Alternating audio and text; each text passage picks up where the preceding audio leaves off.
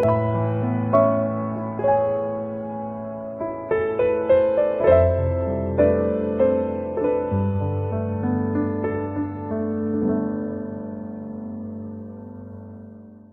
우리 하나님 말씀을 우리 다 같이 보겠습니다.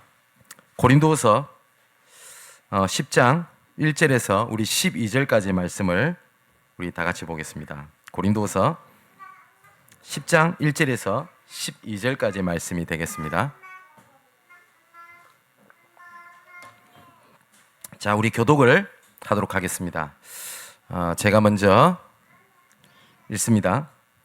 너희를 대면하면 유순하고 떠나 있으면 너희에 대하여 담대한 나 바울은 이제 그리스도의 온유와 관용으로 친히 너희를 권하고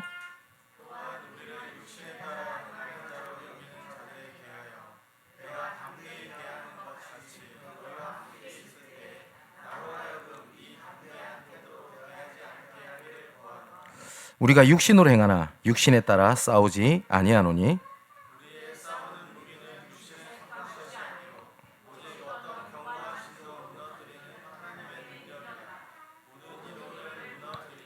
하나님 아는 것을 대적하여 높아진 것을 다 무너뜨리고 모든 생각을 사로잡아 그리스도에게 복종하게 하니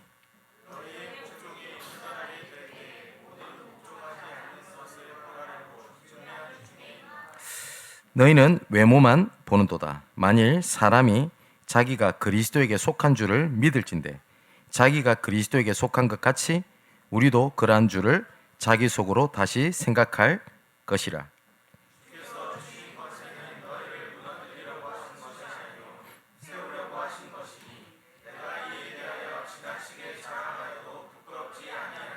이는 내가 편지들로 너희를 놀라게 하려는 것 같이 생각하지 않게 함이라.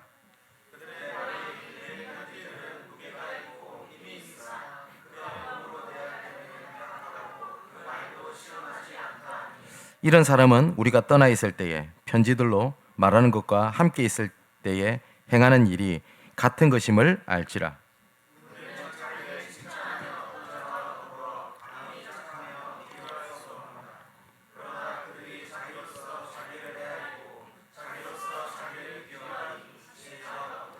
아멘.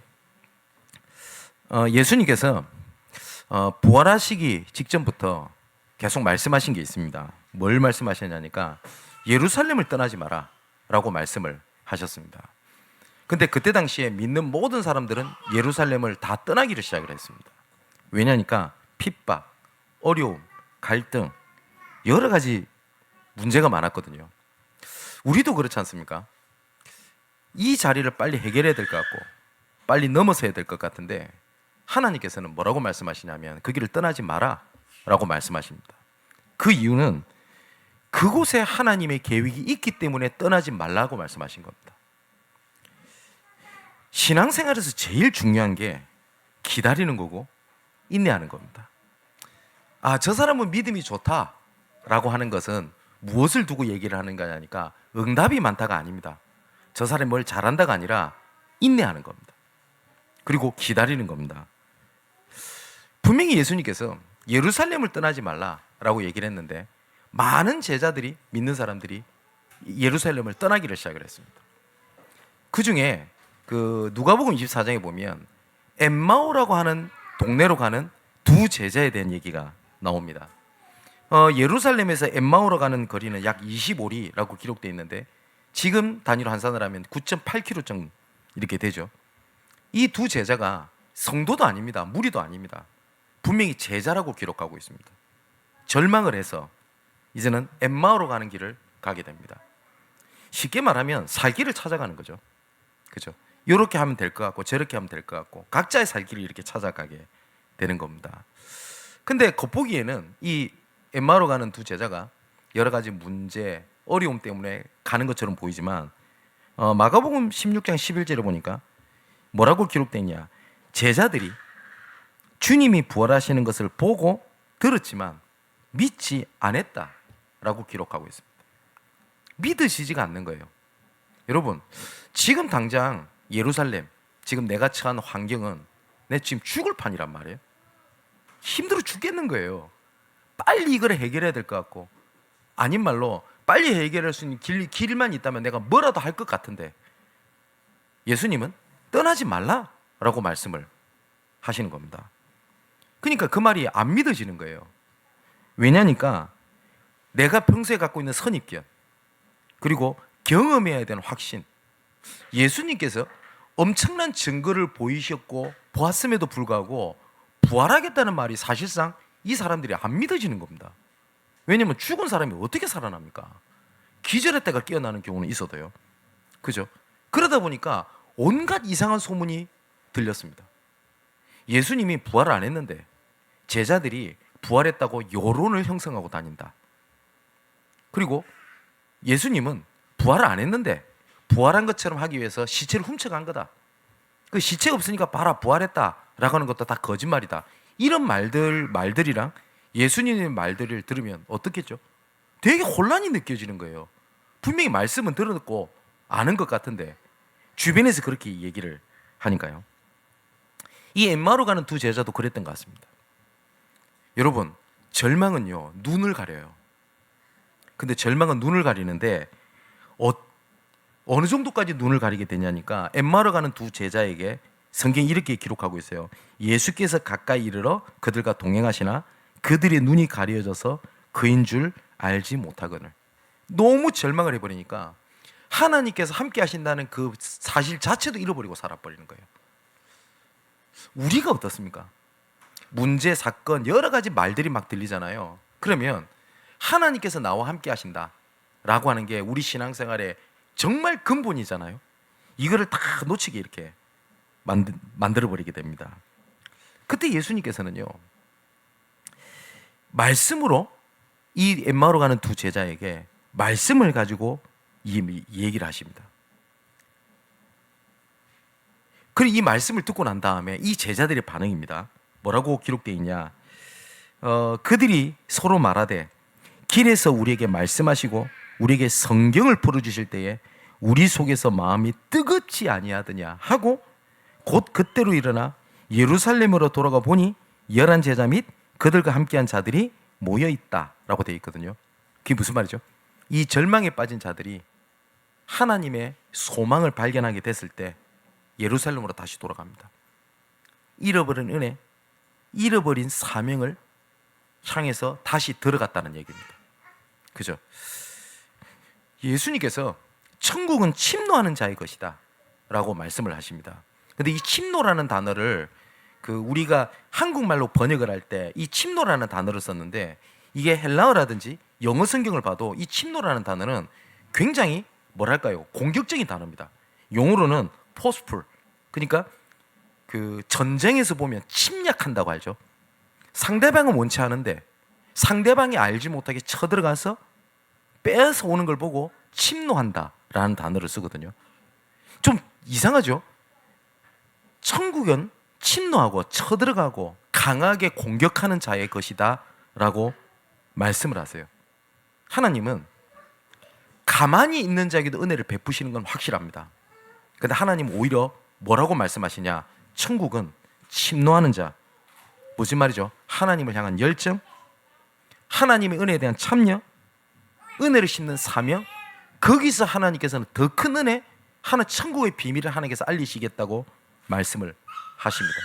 제가 종종 말씀드리잖아요. 언젠간 되겠지. 언젠간 하나님이 하시겠지. 그것도 믿음이긴 합니다. 근데 그 믿음 가지고 천국의 비밀을 온전히 누릴 수 없다고 성경은 얘기하고 있습니다. 오히려 뭐라고 말씀하시냐? 천국은 침노하는 자의 것이다 라고 말씀을 하세요. 여러분 혹시 오프라 윈프리라고 하는 여자를 아시죠? 되게 유명한 여자죠. 미국 타임지에서 세계를 움직이는 영향력이 있는 100명을 선정을 했는데 그 안에 정치인도 아니고 경제인도 아닌 방송인 중에 한 명인 오프라 윈프리를 세계를 움직이는 100명 중에 한 명을 넣은 적이 있습니다. 근데 여러분 아시다시피 이 오프라 윈프리는 빈민가에서 태어났고요. 10대 미혼모의 자녀로 태어났어요. 그러니까 정부의 보호를 받지 못할 것 같습니다. 그러면 그 배경이 어떨까요? 굉장히 열악했겠죠. 근데 오프라 윈프리가 참 하나님 은혜죠. 하나님을 만나게 되고 은혜를 알게 됩니다. 그 은혜를 알고 난 다음에 오프라 윈프리가 가지고 있었던 자기의 사명을 얘기를 한 적이 있어요. 뭘 얘기를 하냐? 남보다 더 가졌다는 것은 축복이 아니라 사명이다. 우리는 더 가진 걸 축복이라고 생각하잖아요. 근데 오프라 윈프리는 그걸 보고 사명이다. 남보다 아파하는 부분이 있다면 그것은 나의 고통이 아니라 남을 이해할 수 있는 사명이다. 남보다 설레는 꿈이 있다면 그거는 내 꿈을 이루는 것이 아니라 다른 사람을 살리는 사명이다. 남보다 부담되는 어떤 일을 맡았다면 그거는 피해야 될 일이 아니라 나에게 주신 사명이다. 이렇게 고백을 합니다. 하나님, 그러니까 오프라 윈프리는 하나님께서 나에게 주신 은혜, 축복, 괴로움, 고통 모든 것을 뭐요? 사명으로 봤어요. 무슨 말이죠? 전체를 살리는 언약을 위하여 하나님께서 나의 것, 나의 현장의 모든 것을 부르신 것이다 라고 봤습니다.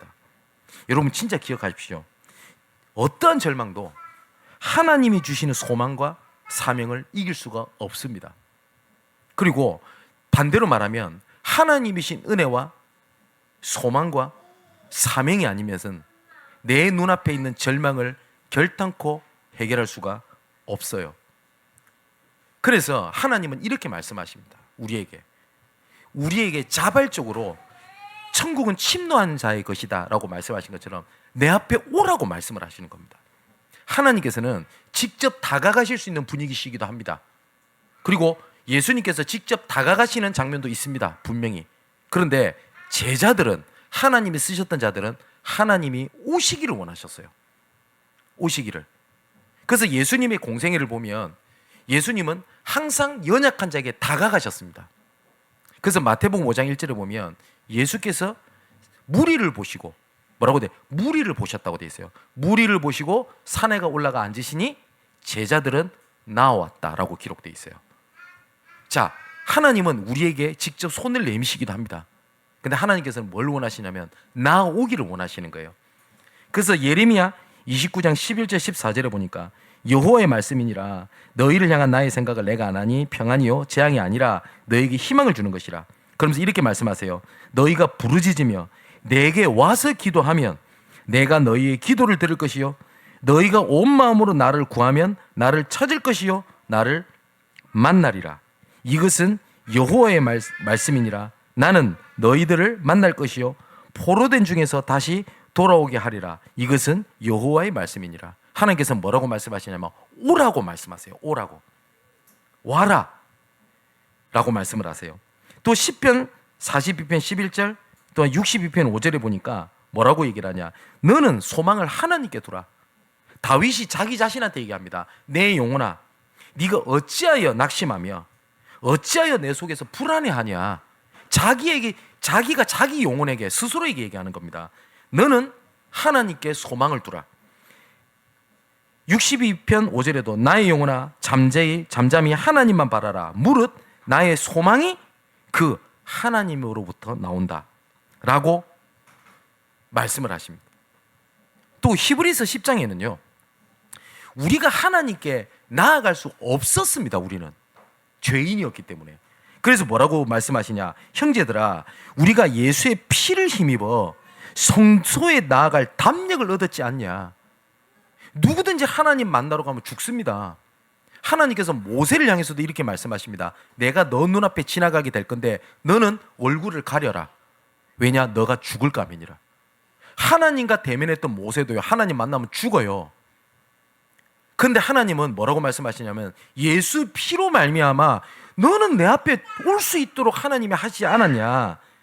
우리가 마음의 피부림을 받아 악한 양심으로부터 벗어나 몸은 맑은 물로 씻음을 받았으니 참 마음과 온전한 믿음으로 하나님께 나아가자. 약속하신 이는 미쁘시니 우리가 믿는 도리의 소망이 예수 그리스도에게 있다고 얘기를 하거든요. 움직이지 말며 굳게 잡아라. 그러면서 이렇게 얘기합니다. 모이기를 피하는 어떤 사람들의 습관과 같이 하지 말고 오직 권하여 그날이 가까움을 볼수록 더욱 그리하자. 성경은 뭐라고 되어 있냐니까 예배에 모이는 것을 일이 있다라고 얘기하지 않습니다. 습관이라고 얘기를 합니다. 내 패턴입니다. 패턴. 근데 우리가 봤을 때는 일이 있어요, 힘들어요 라고 얘기를 하는데 성경은 뭐라고 얘기를 하고 있냐니까 습관이라고 되어 있습니다. 패턴이라고 얘기를 합니다. 거기서 벗어나라 라고 얘기를 하시는 겁니다. 그리고 고린도후서 4장 16절 18절에도 우리가 낙심하지 아니하노니 우리의 겉사람은 낡아지나 우리의 속사람은 날로 새로워지도다. 우리가 잠시 받는 환난에 경한 것이 지극히 크고 영원한 영광에 중한 것을 우리에게 이루게 하미니 우리가 주목하는 것은 보이는 것이 아니요 보이지 아니하는 것이니 보이는 것은 잠깐이요 보이지 않는 것은 영원합니다 라고 말씀을 하세요. 여러분, 세상에 영원한 문제가 없어요. 문제는 잠깐이에요. 그래서 철학자들도, 세상을 많이 살았는데 어른들도 얘기하죠. 인생은 고통이야, 문제 그거 아무것도 아니야, 지나가 라고 얘기를 해요. 근데 희한하게요, 문제를 당한 사람은 그 말이 안 들립니다. 그래서 상담학에서도 이런 얘기를 보통 이렇게 가르칩니다.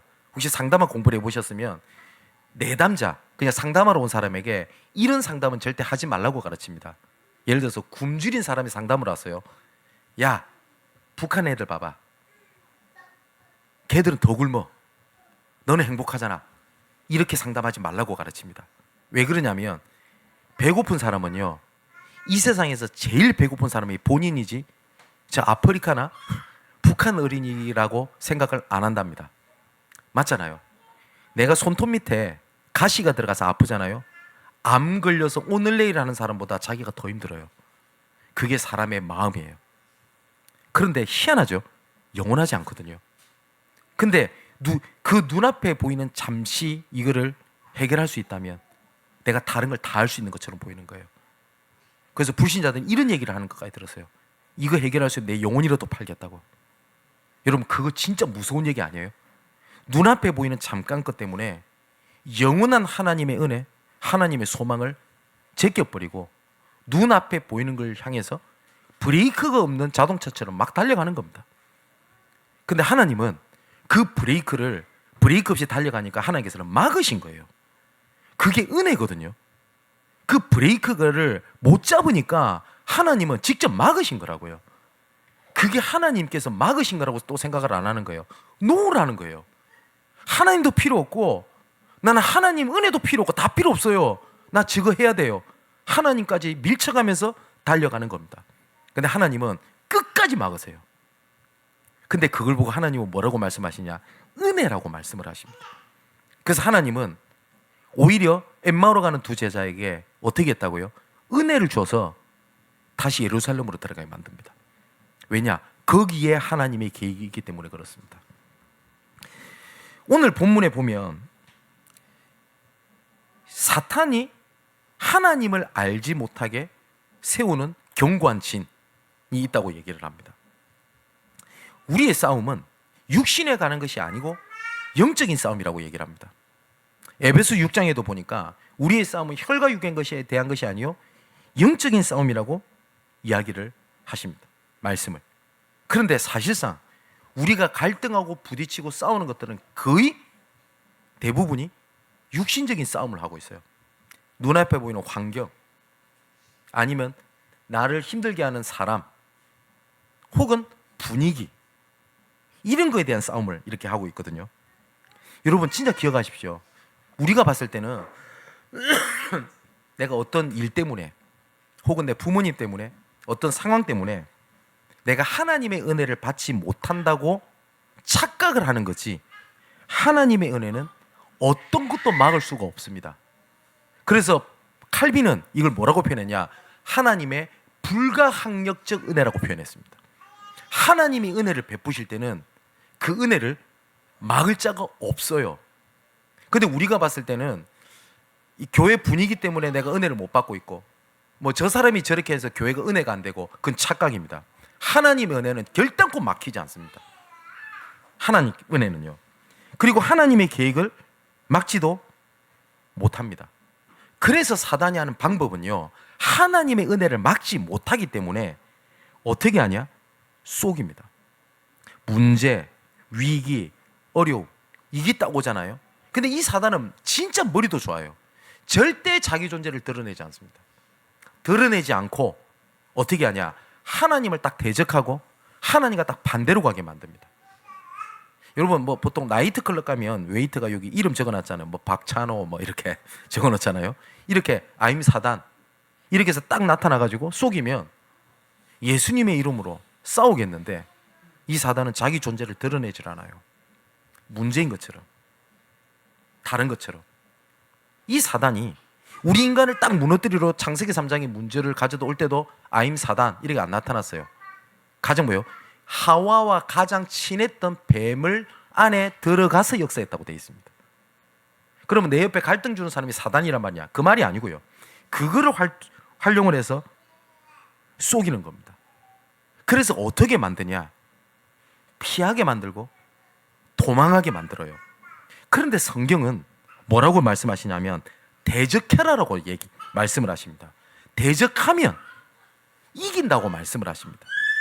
그런데 이 사단은요, 너는 나를 대적하면 넌 더 큰 수렁에 빠질 거야 라고 보게 만들어요. 왜냐? 내 경험을 더 믿게 만들어요. 가정 문제다. 계속 가정 문제한테 져왔거든요. 그러니까 너 요게 또 들어가면 넌 져 라는 것들이 나도 모르게 내 머릿속에 생각을 딱 자리 잡고 있습니다. 그래서 오늘 성경이 뭐라고 되어 있죠? 하나님을 대적하여 높아진 것, 견고한 진. 그러면서 이것을 무너뜨리는 하나님의 능력인데 뭘 말씀을 하시죠? 생각을 딱 얘기를 해요. 이 사단이 나도 모르게 생각으로 딱 잡게 만듭니다. 여러분, 지피지기면 백전백승이라는 말이 있습니다. 적을 알고 나를 알면 100번 싸워도 100번 이긴다는 말이거든요. 그러면 성경에서 내가 누구냐, 그리고 우리를 속이는 존재가 누구냐라고 말씀을 하고 있는 것은요, 성경 외에는 없어요. 그죠? 그래서 이 사단은요, 하나님의 자녀를 직접적으로 속이거나 공격하지를 못합니다. 그래서 어디를 속이냐? 생각을 가지고 딱 속여요. 그 생각이 틀린 것이 대중화되면 여론이 됩니다. 여론이 되면요, 그게 진실이 돼버립니다. 사실과 상관이 없이. 고린도 교회가 그랬어요. 그러니까 무엇으로 속이냐? 고린도 교회를요, 바울이라고 하는 존재가요, 이상한 존재로 인식이 돼버린 겁니다. 고린도 교회는 바울이 세웠던 교회라고 제가 말씀드렸죠. 그러니까 바울에 대한 오해, 이런 것들이 막 쌓여져 있게 된 겁니다. 오늘 본문에만 해도요, 5개 정도로 바울에 대하여 안 좋은 말들이 대중화가 돼 있었어요. 1절을 보면 이렇게 돼 있습니다. 대면하면 유순하고 떠나 있으면 담대한 바울이라고 비난을 했어요. 이거는 여기뿐만 아니라 다른 데서 나오거든요. 바울은 만났을 때는 되게 뭡니까? 좋은 말하고, 떠나 있을 때는 그러면 되냐 하면서 되게 강하게 말을 하는데, 만났을 때는 그렇게 말을 못하는 거예요. 그래서 뭐라고 얘기를 하냐? 바울은 겉과 속이 달라. 그런 분위기가 교회에 형성이 돼 있었어요. 그러다 보니까 2절에 바울은 말은 복음이라고 얘기를 하는데, 바울은 육신을 따라서 행하는 사람이야. 그래서 심지어 나중에 이게 어디까지 가냐니까 바울의 목적은 돈이야, 이렇게까지 갔어요. 그동안 바울이 복음을 전하고 선교를 하고 사람을 살리고 했던 거 다 잃어버리고 결국 다 돈이야. 왜냐니까 고린도 교회 한 번씩 온단 말이에요. 그러면 헌금을 모아가지고 가요. 이걸 가지고 아가야에 있는 마게도냐, 예루살렘을 교회를 돕고 돕는 일에 선교비를 써요. 그런데 뭐예요? 봐봐, 돈 때문이야. 또 7절에는 뭐라고 되어 있냐니까 외모를 보고 판단하는 분위기가 쫙 깔려 있어요. 외모를 보고. 그리고 10절에는 이렇게 되어 있습니다. 바울의 편지들을 보면 무게가 있고 힘이 있지만 만났을 때는 약하고 말도 잘 못해 라고 비아냥거리기 시작했어요. 바울이 실제로 말을 잘 못했던 것 같습니다. 근데 글을 봤을 때는 정말 주옥 같잖아요. 근데 바울이 사람 앞에 갔을 때 이게 말을 잘 못한 건지, 혹은 사람 앞에서 강하게 말을 못했던 성품인지는 모르겠습니다. 근데 분명한 거는 편지보다 직접 만났을 때 바울이 모양이 좀 달랐던 것 같아요. 그러니까 편지를 봤을 때는 와 하는 거예요, 사람들이.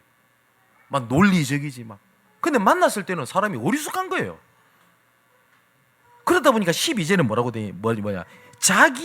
자기랑 비교를 해서 상대방이, 그러니까 바울이죠, 무능하고 연약한 부분을 지적하는 부분들도 있게 됐던 겁니다. 여러분, 바울이 고린도 교회에 가고 싶었겠어요? 아무리 본인이 세웠던 교회라 할지라도. 이미 속된 말로 대세는 기울어졌어요. 바울 지지자들이 더 없어요. 그죠? 근데 바울은 고린도 교회를 계속 하려고 합니다. 그래서 총 편지를 4번 보냈다고 제가 말씀을 드렸죠. 그래서 마지막 고린도후서 편지를 보내고 난 다음에 내가 너희들한테 이제 갈 거야, 약속한 대로 갈 거야 라고 하는 편지를 보낸 게 고린도후서거든요. 여러분, 사단은 피하면 더 강하게 보이게 만들고요, 대적하면 무너집니다. 왜냐? 하나님의 자녀를 절대로 이길 수가 없습니다. 어떠한 절망도 어떤 환경도 이것을 가지고 속이는 사단에게 대적하면 분명히 무너진다고 되어 있습니다. 베드로전서 5장 8절에서 11절의 말씀 보니까 뭐라고 되어 있냐? 근신하라 깨어라, 너희 대적 마귀가 우는 사자처럼 두루다니며 삼킬 자를 찾나니 너희는 믿음을 굳게 하여 그를 대적해라. 대적하래요. 야고보서 4장 7절에도 그런즉 너희는 하나님께 복종할지어다, 마귀를 대적해라, 그리하면 너희를 피하리라. 대적하면 피해요. 그런데 이 사단은요, 대적을 못하게 강하게 보이게 만들어요. 여러분, 여리고성도 똑같잖아요. 여리고성 앞에 딱 도착했을 때 이스라엘 백성들이 다 통곡을 합니다. 왜냐? 그나마 앞에 있는 싸움은 그나마 해볼 만했다고 생각했던 것 같아요. 아닌 말로 해볼 만한 것도 아니었는데, 하나님이 아니었으면 이기지도 못했는데 그나마 비벼볼 만했다라고 생각했던 것 같아요.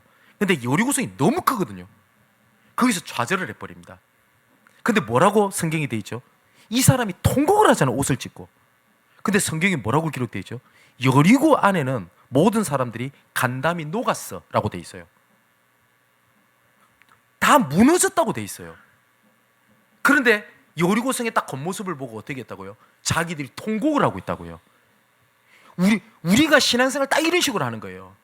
대적하면 무너진다라고 성경이 돼 있습니다. 여러분, 우스갯소리 이런 얘기가 있어요. 사단과 개랑 공통점이 있대요. 뭐냐? 엎드리면 도망간대요. 개는 돌 줍는 줄 알고 도망가고요, 사단은 기도하는 줄 알고 도망간다고 얘기를 합니다.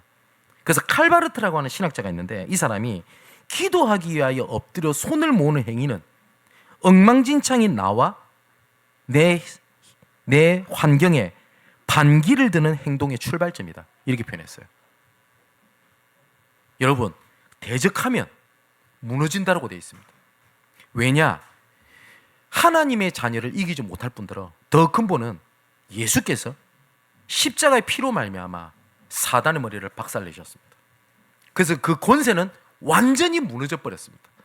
더 이상 하나님의 자녀, 하나님의 나라, 하나님의 통치에 전혀 간섭하지 못하고 영향력을 주지 못하도록 하나님은 완전한 구원을 이루셨어요.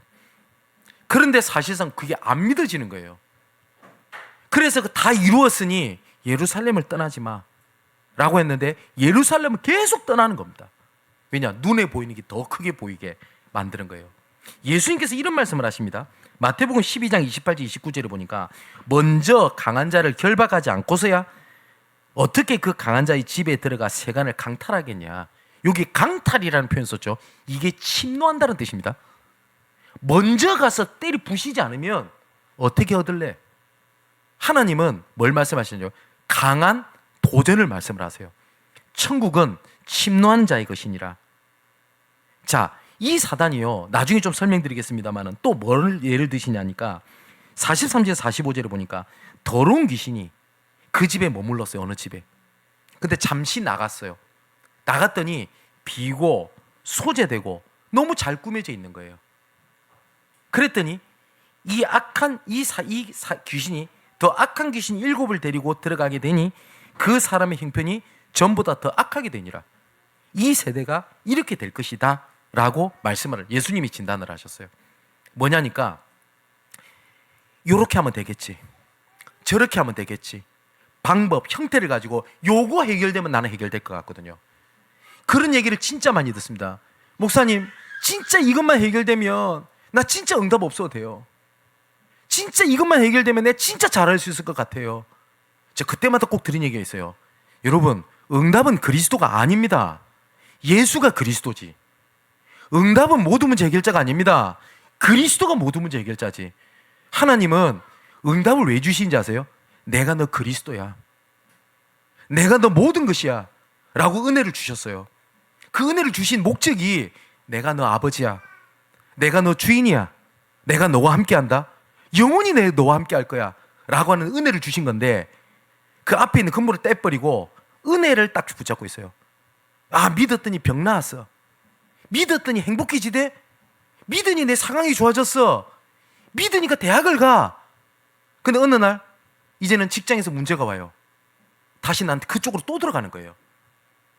이스라엘 백성들이 예수님을 쫓아다니면서 다 그렇게 봤어요. 뭐냐? 다 응답, 막 죽은 자를 살려내고 다 그러거든요. 신기하거든요. 예수님을 막 쫓아다닙니다. 그 시대에 완전히 스타 중에 스타였어요. 막 쫓아다녀요. 예수님이 그게 부담스러우셨어요. 그 나중에는요, 무리를 피해서 다니신 장면이 나옵니다. 그런데 성경이 뭐라고 되냐? 배를 타고요. 대단하죠? 일명 사생팬이라 막 쫓아다니는 거예요. 예수님이 답답해가지고 이렇게 말씀하십니다. 그 요한복음 6장에 나와요. 너희들이 나를 따라오는 거는 나를 믿는 게 아니지 않냐. 진짜 팩트 폭행을 하신 거예요. 그랬더니 이스라엘 백성들이 뭐라고 대답하는지 아세요? 아니, 우리 조상들도 모세 따라다니면서 만나 먹었고 메추리 먹었고 응답 받았고 나중에 좋은 땅 갔잖아요. 그거 같은 거 아니에요? 여러분, 그리스도는 모든 문제 해결자라고 하는 게 많은 사람들은 이렇게 붙잡는 경우를 많이 봤어요. 예수 믿으면 해결될 거야. 예수 믿는데 왜 나는 힘들지? 예수 믿는데 왜 나는 계속 우울하지? 그래, 복음 몰라서 그런가 봐. 더 복음. 예수님이 함께 하신다고 하는 것이 모든 문제 해결하는 게 내 원하는 것을 이루는 그 그리스도 이름입니까? 아니란 말이에요. 그래서 뭘 자꾸 이뤄요. 근데 나중에 더 세대가 더 악해진대요. 오늘 본문에도 보면 견고한 진 이렇게 돼 있습니다. 제가 이걸 주석을 찾아봤어요. 다른 학자들과 어떻게 봤는지. 영어 성경에는 stronghold라는 단어를 써요. 이게 무슨 말이냐니까요. 성벽, 요새 혹은 망대라는 단어고요. 본거지, 되게 무서운 단어가 있었어요. 서식지래요. 사단이 건드리는 서식지래요. 무서운 얘기 아닙니까? 하나님을 아는 것을 대적해서 하나님 은혜보다 나도 모르게 강하게 돼서 사단이 활동할 수 있는 서식지, 스트롱홀드. 에베소 4장 27절은 마귀로 틈을 타지 못하게 해라. 이 틈이 제가 뭐라고 말씀드렸죠? 풋홀드. 뭐죠? 발판. 마귀로 그 부분에 발판 삼지 못하게 해. 마귀로 그 부분에 서식, 머무르지 못하게 해. 라고 말씀을 하십니다. 여러분, 틈은 놔두면 공격을 받는 루트가 되지만 막으면 강함이 됩니다. 여러분 그거 아세요? 권투 선수가 만일에 옆구리가 약해요. 약점이에요. 이거를 막으면 승리의 확률이 높아지는 강함이 됩니다. 목사님, 저는 상처가 많아요. 그게 하나님의 은혜로 바뀌게 되면 그게 뭐가 되는지 아세요? 하나님의 사람으로 쓰임받는 도구가 많아져요. 그렇기 때문에 우리 스스로 평가도 달라져야 돼요. 나는 영적 문제가 많아요. 아닙니다. 그게 막히면 하나님이 사용하시는 도구가 더 많다는 말입니다. 여러분, 하나님이 쓰신 사람들 보세요. 정말 무능한 사람들이 많아요. 무능해야 된다는 말이 아닙니다. 왜 그런 사람을 쓰셨을까요? 그 분야가 막히면 하나님께 쓰임받는 도구가 돼요. 그런데 이 사단이 요한복음 16장 11절에 보니 이 세상 임금, 고린도서 4장 4절에는 이 세상 신 이렇게 돼 있어요. 그래서 이 사단이 딱 공격하는 루트는 딱 정해져 있습니다. 가장 첫 번째, 우리 생각과 마음입니다. 이 생각과 마음을 가지고 나중에는 뭘 보게 되냐, 내 보는 눈을 그렇게 바꿔요. 그렇게 해서 이것이 쌓이면 뭐가 돼요? 문화가 돼버립니다. 문화가. 그래서 문화가 되면 어떻게 돼요? 내가 하나님을 대적하는지 모르고 당연한 문화가 돼요. 창세기 6장의 네피림 시대가 그랬습니다. 그때에 번성할 때에 사람이 번성하는 게 뭐 잘못된 거예요? 번성하는 게 잘못됐다고 돼 있지 않습니다. 근데 어떤 분위기에 뭐 됐냐? 자기가 좋아하는 것을 하는 것이 당연한 문화가 됐어요. 여러분, 진짜 그렇지 않나요? 하나님께서 내가 뭘 원하시죠, 나에게? 여러분, 자녀들이 진로를 결정하죠.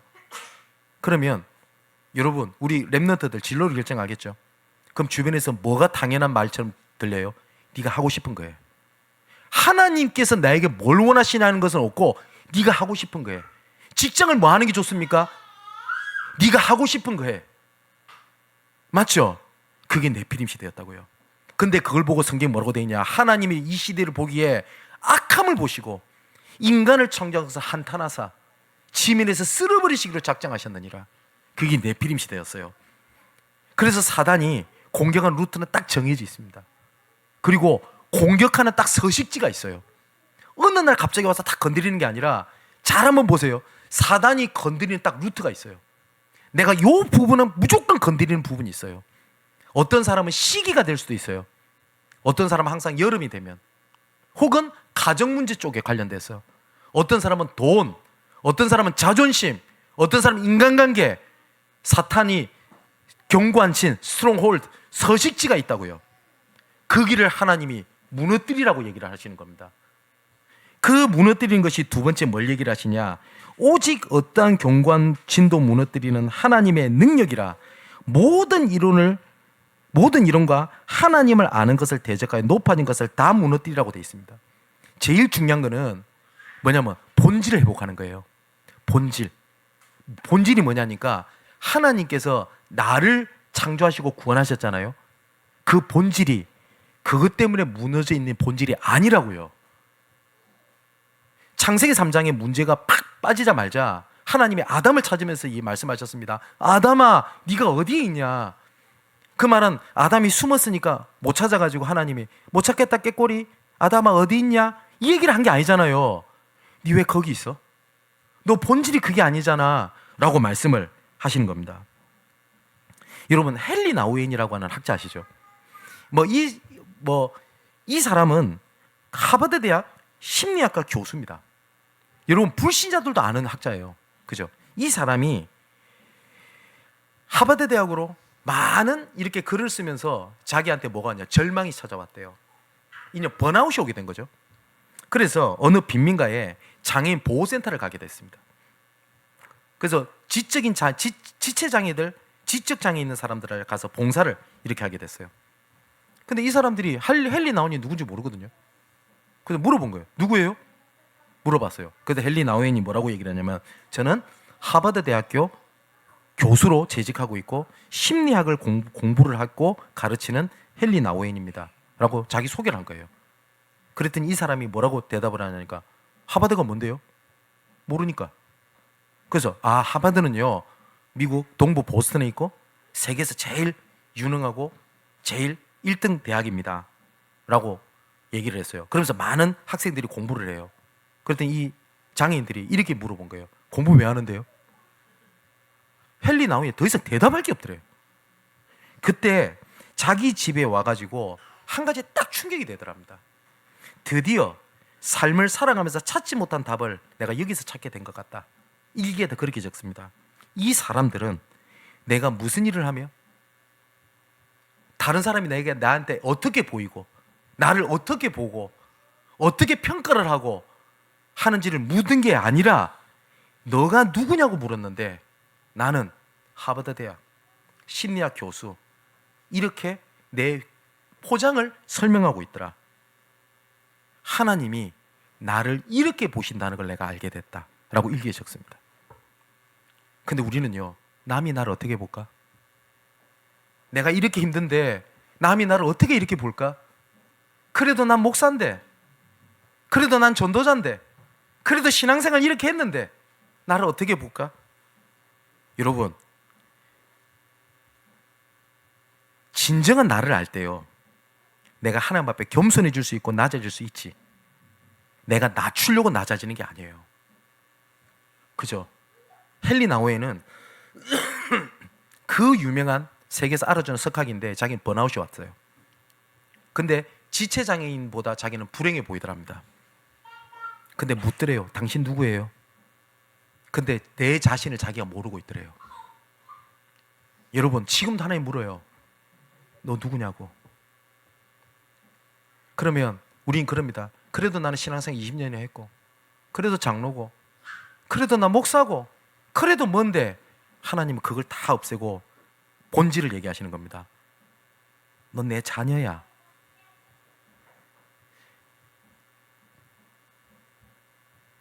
예수님께서 그 본질이 뭐냐니까 요한복음 16장 33절에 보니까 이것을 너희에게 이르는 것은 너희로 내 안에서 평안을 누리게 하려 함이니라. 세상에서 너희가 환난을 당하나 담대하라. 내가 세상을 이겼다. 세상을 이기셨대요. 그리고 로마서 8장 37절에는 이 모든 일에 우리를 사랑하신 이로 말미암아 우리가 넉넉히 이기느니라. 분명히 하나님께서는 넉넉히 이긴다고 돼 있어요.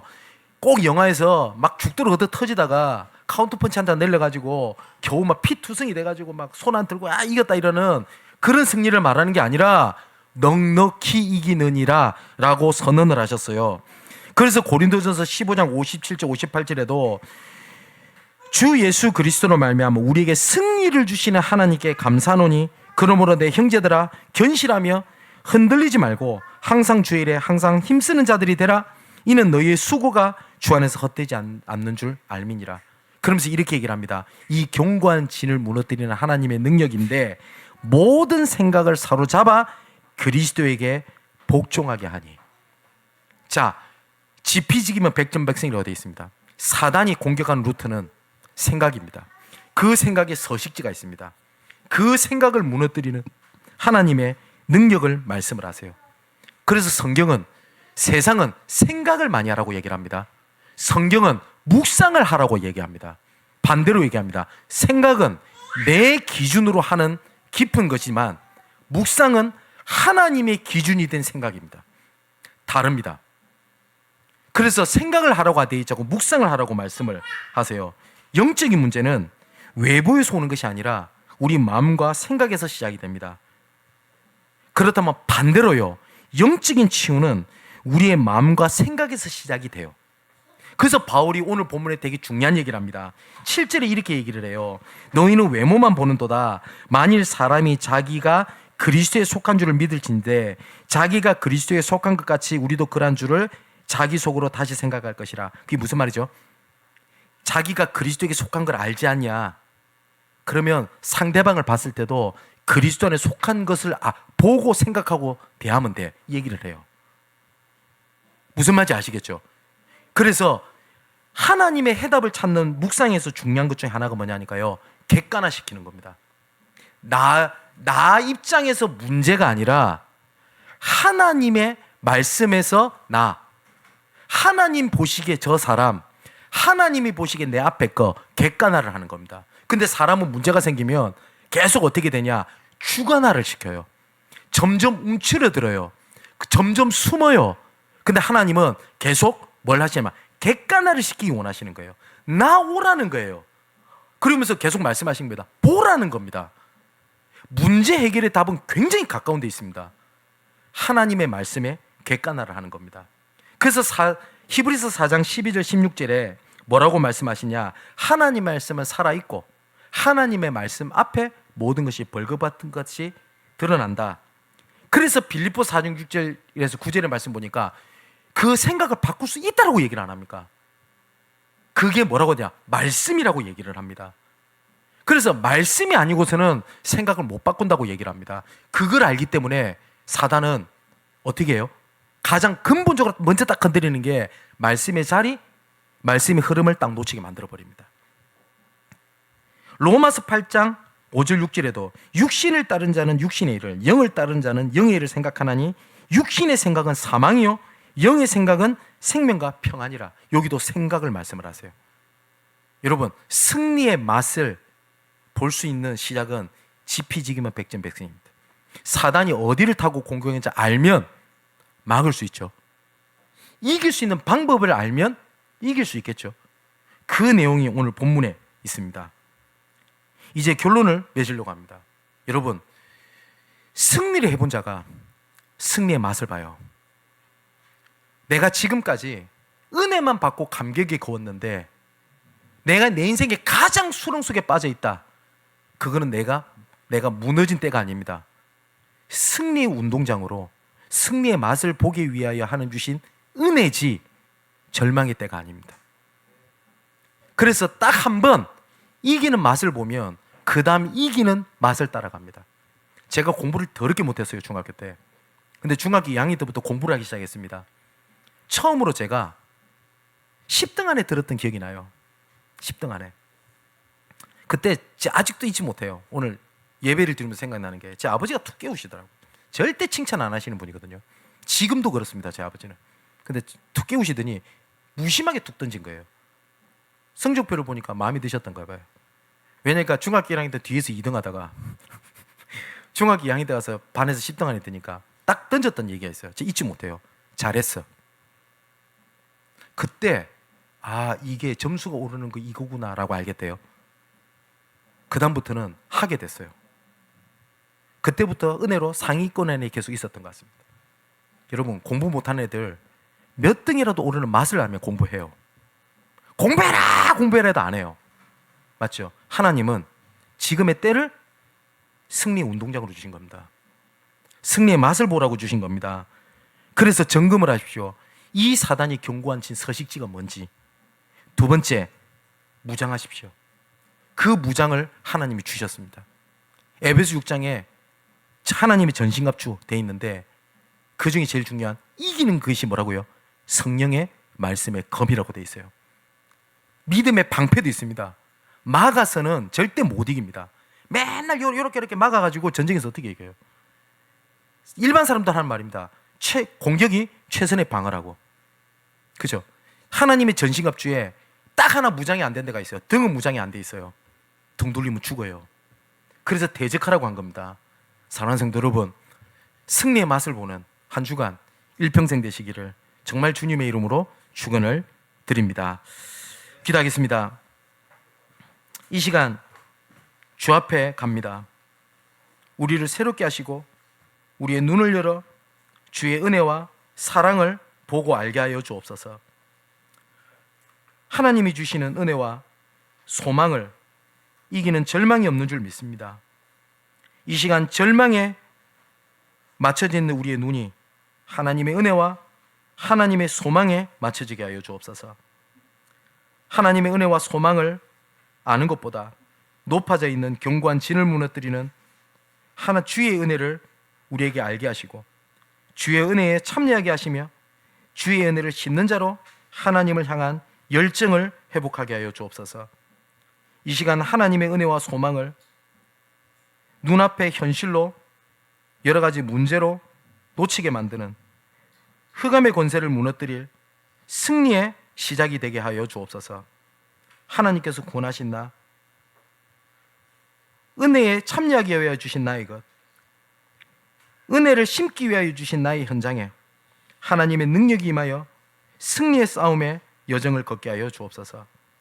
말씀 앞에 순결하며 모든 생각을 사로잡아 그리스도에게 복종하게 될 때에 하나님을 대적하여 높아진 것을 무너뜨리고 준비한 것이 이 시간 우리에게 나타나신 바 되게 하시고 하나님의 나라가 임하게 하여 주옵소서. 이 모든 말씀을 십자가에서 이미 승리하시고 우리에게 그 승리의 맛을 보도록 내주하시고 인도하시고 역사하시는 예수 그리스도 이름으로 기도하옵나이다. 아멘.